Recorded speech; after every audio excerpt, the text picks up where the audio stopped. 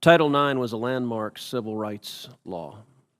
It helped create the incredible breadth of women's sports and girls' sports that we see across the country.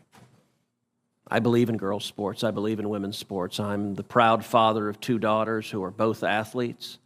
I think participating in competitive sports is a wonderful thing for a young girl. I think it is a wonderful thing for a woman.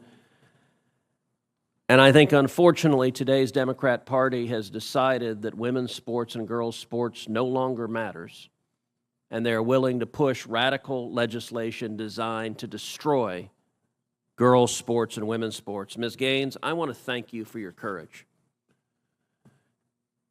You are relatively young, but you have demonstrated incredible courage. And because you have dared to speak up, you have been demonized, you have been vilified.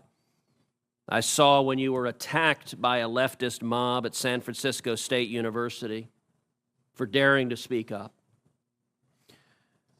You had an incredible record as a swimmer at the University of Kentucky. You were a 2-time NCAA All-American. You were a 5-time SEC champion. You're an SEC record holder and a 2-time Olympic trial qualifier. But yet on March 27th, 2022, something changed. What happened on March 17th, 2022? That's when Thomas and I raced in the 200 freestyle and again resulted in a tie. And so you tied. What was the consequence of tying? We went behind the awards podium where typically you're handed your trophy, you're marched out, you're named an All-American. And so we go back there and the official looks at both Thomas and myself and says, "Great job, but you guys tied. And we only have 1 trophy, therefore we're giving this trophy to Leah." And I question this and I say, why? And at first I shortened it in my testimony, but really he stumbled on his words. He didn't know how to answer this. And at first he's, well, we're just doing this in chronological order. To which I further pressed, and I said, okay, well, what are you being chronological about? Because we tied. And if we're doing this off alphabetical order, G comes before T, so what are you being chronological about? To which this wasn't a script they had prepared for him. And he actually appreciated his honesty. He did say, we have to give the trophy for Leah because Leah has to have it for pictures. They've made that clear. Leah has to have the trophy for pictures. You can pose with this trophy, but you have to give yours back. You have to go home empty-handed. Leah Thomas takes the trophy home. End of story. Now, let me ask you, as someone who's competed at the elite level, in your experience, is there a difference between women and men? Of course. I think we learned this at a very young age, watching even 12 and unders play.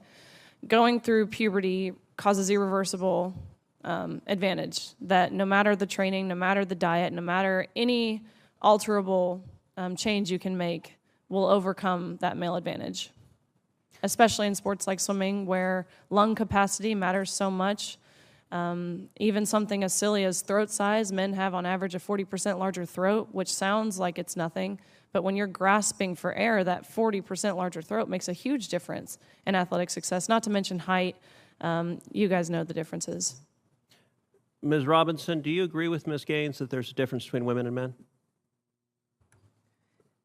If the question is about trans women... I'm just asking, is there a difference between women and men? What I can say is that the NCAA has rules in place. They've had rules in place for the last decade, and when this competition happened, I'm going to try again. The rules were clear. Do you believe there's a difference between women and men? It's a yes-no question. Do you believe there's a difference? Oh, I think that we're talking about this case with the NCAA. No, I'm asking a question. Do you believe there's a difference between women and men? Most people could answer this very simply.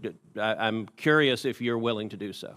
Oh, absolutely. I'm just putting it into the context of the conversation that we're having. I think that there are definitions related to sex. Is that a yes? So I'm trying to get a yes or no. I'm not trying to get a speech. Is there a difference between women and men? I think that there are definitions for biological sex. Okay, so you're not answering that. Let me ask you this question then. Why do women's sports exist? If you can't define a difference between women and men, why not abolish women's sports and just tell little girls to swim with little boys and see who wins? Oh, I'm simply saying that that sex is different question, than gender. Why and I do believe that women's sports have a great exist? value. I mean, Senator, I'll tell you right Ms. now. Robinson, please answer the question I'm asking you. Absolutely. Why do women's sports exist? I think that there are so many positive benefits to sports. But why have a separate category for women? If there's no difference between women and men, why to have women's sports? I'm saying that there's a difference between sex and gender, and that the NCAA has rules in place, which they have for the last decade. Mr. Chairman, I would like to enter into the record an article from Duke Law called Comparing Athletic Performances for the Best Elite Women to Boys and Men. And it goes through examining in 2017 the top records for women in the world in various track and field events. So, for example, in the 100-meter, the top record for women in the world was 10.71 seconds. Now, that record for the number one woman in the world in 2017 was, in the year 2017, broken by 124 boys under 18.